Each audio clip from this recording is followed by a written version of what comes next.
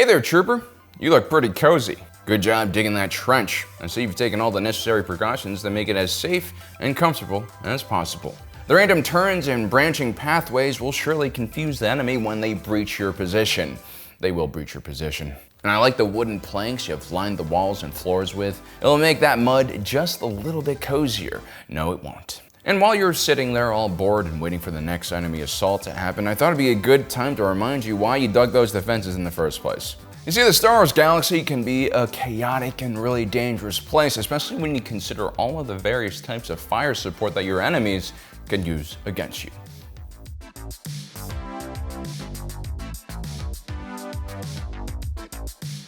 When the 501st Imperial Legion was first sent to the forest moon of Endor, there were very few signs of life on the planet, or so the scans said.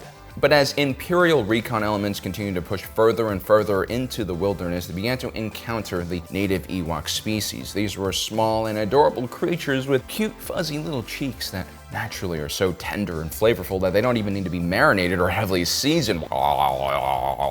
Imperial soldiers didn't even treat these creatures as a threat until it was way too late. See, the Ewok's small size was due to the high gravity on Endor's moon. This made these small, ferocious creatures incredibly strong. Paired with a surprisingly violent warrior culture, these Ewoks were quite capable at asymmetrical warfare. They were actually even able to build rudimentary catapults that were capable of tipping over top-heavy AT-STs used by the Empire. Yes, I'm aware these contraptions were probably held together by sticks, branches, and, feces, but it's primitive fire support. The Ewoks also had all types of log and rock traps that were simple but also able to do massive amounts of damage to Imperial armor and heavy weapons. The Ewoks were also very capable with bow and arrows and would use volley fire to great effect against the flimsy stormtrooper armor. The Gungans were another warrior species that utilized a somewhat primitive delivery system, like a catapult, for their munitions. What made their fire support even more devastating than the Ewoks was their species' ability to harness the plasma energy that could be found on Naboo. They turned this plasma into projectiles known as boomas. The boomas could take out multiple battle droids or even entire tanks with one direct hit, depending on the size and potency of the projectile.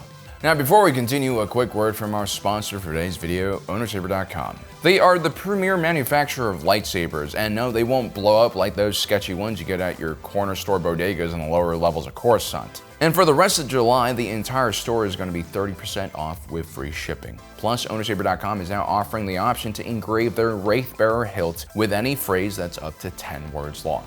All you have to do is add the Wraith Bearer special bundle into your cart and then type in the notes section what exactly you want to be engraved on the saber hilt. I'll be linking all of this information down in the description below if you guys are interested. Also, you can use our promo code EWOK, that's all caps, for an additional $15 off. Thank you for your patience. On to more fire support. Bye.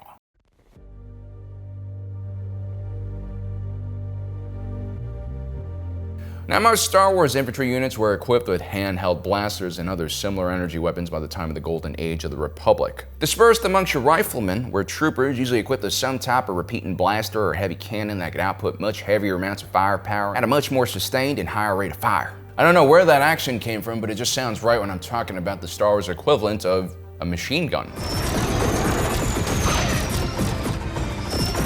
Due to how energy weapons worked, these type of weapons platforms were typically heavier and required larger and stronger troopers to carry, or even multiple crew members to set up. These larger repeating blasters usually had some type of battery pack system attached to it to increase the weapon's potency and also decrease the chance of overheating. Take, for example, the E-Web heavy repeating blaster cannon famously used by the Empire. Due to its larger size, this was considered a crew service weapon. It usually required at least 2 troopers to operate. These 2 crew members had to carry around the weapon itself, the tripod that supported it, and the Class 4T3 power generator that came along with it. If the tripod was taken out, in theory, a very strong and pissed off individual could fire this weapon from a handheld position.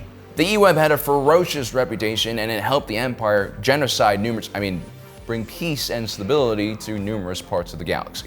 During the Clone Wars, the clone troopers famously used the Z6 rotary cannon with its 6 individual barrels that fired in rapid succession. The multiple barrel design allowed for much longer periods of sustained fire than a single barrel weapon because this design was less prone to overheating. These hand cannons were oftentimes carried into battle by the hardiest clone troopers who liked to fire from the hip.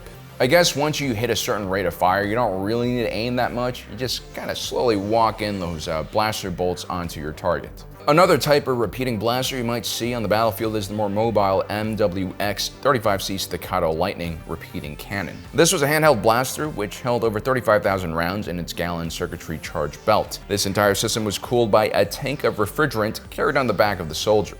Now in Star Wars, for more firepower, it actually wasn't uncommon for, weapon squads to also carry mortars into battle for indirect fire support. During the Battle of Umbara, clone troopers were equipped with light mortar tubes that weighed only 20 kilograms and could be set up by just one trooper. These mortars basically worked like railguns, and they also had an internal targeting computer that allowed for increased accuracy. For direct fire support against enemy armor or even low-flying aircraft, dismounted infantry could use something like the RPS-6 rocket launcher. This was a shoulder-fired system that could quickly boost the firepower of any rifle squad on the ground. During the Battle of Onderon, Republic agents were able to facilitate the transfer of several crates of these rocket launchers to the Onderonian rebels, who were then able to use these weapons to take out several HMP droid gunships. This almost completely eliminated the Separatist air cover during that campaign, and it greatly changed the outcome of the overall war. Now, I personally always saw this as a nice little tribute to the stingers provided by the CIA to the Afghan Mujahideen during the Soviet invasion of Afghanistan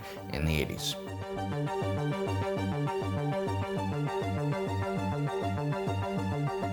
Now, we've talked about some fire support that light infantry can carry onto the battlefield by themselves. Now let's take a look at the big boys, the artillery systems. These are larger weapon systems that were either self-propelled or just towed or lifted into position, and they usually provided much longer range fire support than what an infantryman can carry on their backs. One of the cooler artillery designs I've seen is the Dug railgun. This weapon system was able to propel large explosive projectiles at incredibly fast speeds using a magnetic field. During the Battle of Malastara, these weapons were used to provide cover for advancing Republic bombers and also used to target a gigantic Zillo beast, making them quite a flexible platform. The Republic utilized the more traditional AV-7 anti-vehicle cannon. These were towering cannons that had 4 legs for stabilization. It required only one single clone gunner to operate and had an automated reload system. The plasma shells shot out of a AV-7 did massive amounts of damage, although they did have one weakness: they couldn't really penetrate stronger deflector shields. During the Second Battle of Geonosis, a battery of AV-7s failed to take out the new Separatist super tank, which were shielded armored vehicles. AV-7s were usually deployed by the Republic in large batteries in order to increase their overall effectiveness. The Separatists fielded the J-1 semi-autonomous proton cannon. This was a large artillery unit that was built on a Walker platform as well. It could be operated by a single B-1 battle droid or by a pre-installed droid brain. Unlike the AV-7, the J-1 needed to be breech-loaded, one shell at a time. This usually required at least 2 battle droids. Now, the larger cruise size on the J-1 was offset by its immense firepower. This thing could even take out ships in low orbit, which is really impressive. During the Republic counter-invasion of Ryloth, an entire Acclimator-class assault ship was lost with 1,000 troopers on board when it was hit by a J-1. The shell penetrated its defenses and took out one of the ship's main engines. The Grand Army of the Republic also utilized the self-propelled artillery Walker platform. This behemoth of a vehicle had to be carried into battle on an Acclimator-class assault ship. Once deployed, a variety of different weapon systems could be mounted onto it. This included ion cannons, lasers, missile launchers, mass drivers, and even a version that launched thermobaric burst munitions. It's basically a fuel bomb that sets the very oxygen in the atmosphere on fire. It creates a vacuum, ruptures eardrums, your lungs, and then you can't breathe because there's no oxygen. It's a terrible situation to be in. Really, you either want to take a direct hit from one of those things or just not be in the area. There's no real middle ground when it comes to thermobaric weapons. The most popular variation of the self-propelled artillery Walker used a turbo laser beam weapon that could even take down enemy fortifications and capital ships in low orbit. These weapons were so powerful that they could be considered strategic assets in a ground campaign. They're very impressive. The First Order also famously had something known as the Super Laser Siege Cannon. It's described crudely as a battering ram by the First Order, but it's really just a miniaturized version of a Death Star laser powered by kyber crystals. Now, at this point in the video, you guys are probably feeling a little bit vulnerable inside of your trench right now. You're probably thinking about digging down a few more feet, maybe adding some overhead protection. But the honest truth is, we haven't even gotten to the real heavy stuff because, this is not ground wars, it's Star Wars.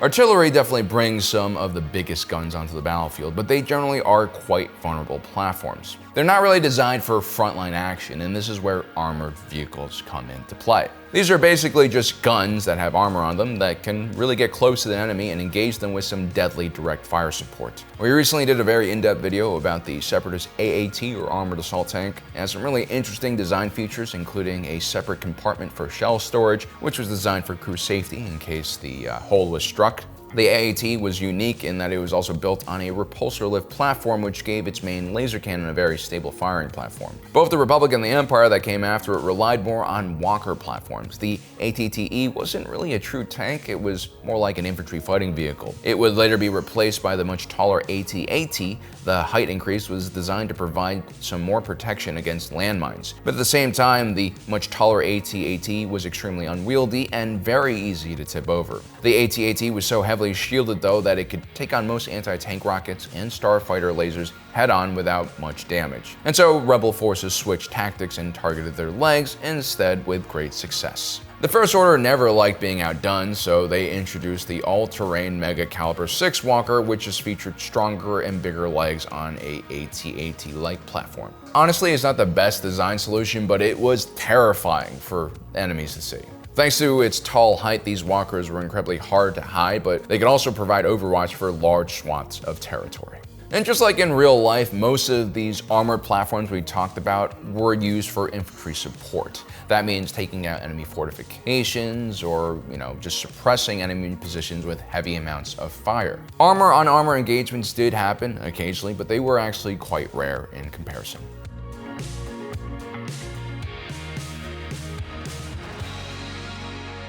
Now, if you're an infantry soldier and you're facing some really well-dug-in enemy forces, or perhaps your own positions are about to get overrun, there's nothing better than some close air support. One of the most beloved vehicles of the Clone Wars was the Y-Wing bomber. Trapped clone units often relied on these starfighters as a last-ditch effort to dig themselves out of some very tricky situations. And that's because starfighters, they need a clear path to the objective. To be effective, they could just fly over enemy positions and deliver their payload. Y-Wings and other designated bombers were slower and usually less maneuverable than their interceptor or multi-role fighter counterparts, but they more than made up for it with their very heavy payload. The BTL-A4 Y-Wing could carry up to 8 proton torpedoes or a variety of proton bombs, ion torpedoes, and cluster munitions. If properly used, a single Y-Wing can take out an entire armored column and stall an enemy advance. It's no wonder starfighters like the Y-Wing would remain in service many decades after they were first introduced. The TIE bomber from the Empire could also carry a similar load of munitions and was used to bomb the mighty Mandalorians into submission. As powerful as Mandalorian soldiers were on the ground, they really couldn't do anything against air support,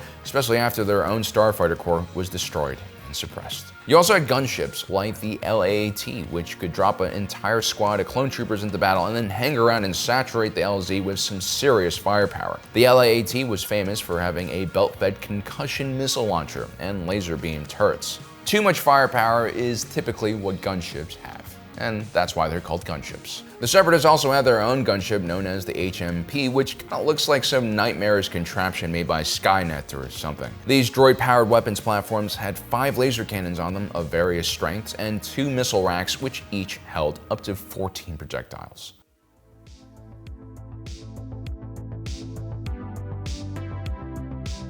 Mobile infantry fire support, artillery, tanks, close air support, these are things we're used to hearing about when it comes to Earth combat. But there's one type of fire support that makes all of this kind of seem pointless.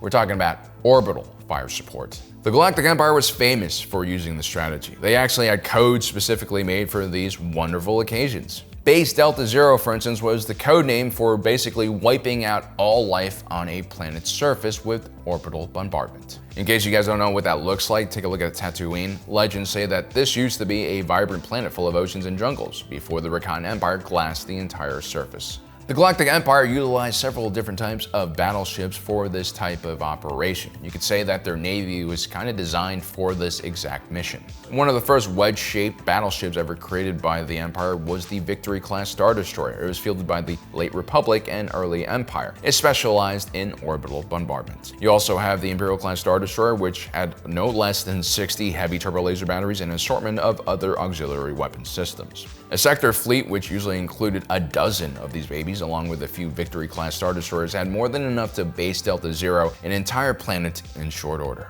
Base Gamma 1 was another code used by the Imperial Navy, and it involved firing so many turbolasers onto a planet that all the water on the surface would vaporize.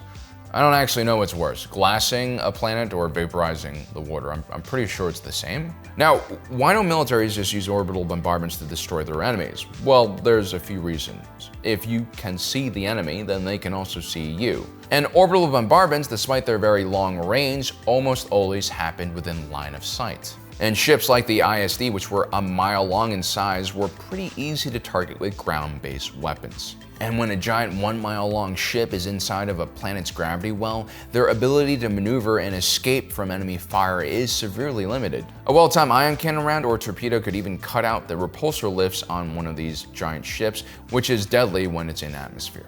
Plus, a planetary shield or a city shield sometimes was all you really needed to prevent an orbital bombardment from wiping you out. This is why ground troops were necessary in planetary assaults, like during the Battle of Hoth. At the time, Vader had his Death Squadron in orbit. This included a superstar dreadnought, and even that couldn't really penetrate a ground-based shield. The First Order would utilize ships like the Manator-class Star Dreadnought. This 8-kilometer-long ship featured a super laser that specialized in bombarding the surface of planets. This ship could maintain a much higher orbit and still effectively strike the ground.